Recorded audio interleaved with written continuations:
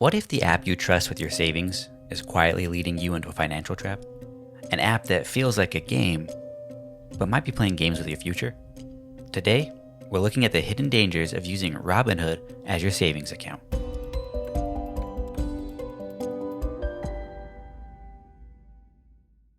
Investing is one of the smartest moves you can make for your financial future. Putting your money into solid companies or diversified ETFs, that's a time-tested strategy for building wealth over the long haul. And thanks to apps like Robinhood, accessing the stock market has never been easier. But here's where the waters get a little murky. Robinhood isn't just making investing accessible, it's gamifying it. Bright colors, instant notifications, confetti animations when you make a trade. It's all designed to make trading feel exciting, even addictive. And then you combine that with the relentless buzz of the internet. Every day, a new can't-miss investment opportunity floods your feed. The fear of missing out isn't just a feeling.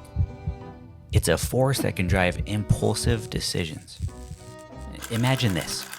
You've got your savings nestled in Robinhood, meant to be your safety net. But with the app making investing so effortless and the internet screaming about the next big thing, you think, what if this is my chance?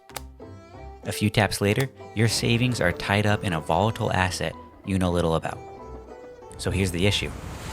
Chasing after the next big thing without proper research is risky. You're not investing, you're speculating. So using Robinhood as a savings account blurs the line between safe savings and speculative investing. And your savings should be secure, stable, readily available when you need it. But when it's sitting in an app designed to encourage trading, the temptation to gamble with it is always just a swipe away. Now don't get me wrong, investing is essential for growing your wealth. When you allocate part of your income to invest in reputable companies, ETFs, that can set you up for long-term success. But that should be a deliberate decision, separate from your savings. So there's a little self-evaluation that's needed. Because if you don't have the self-control to not touch your savings, maybe keeping your savings in a dedicated high-yield savings account or a money market account, that may help you protect it from market volatility and from impulsive decisions driven by that fear of missing out.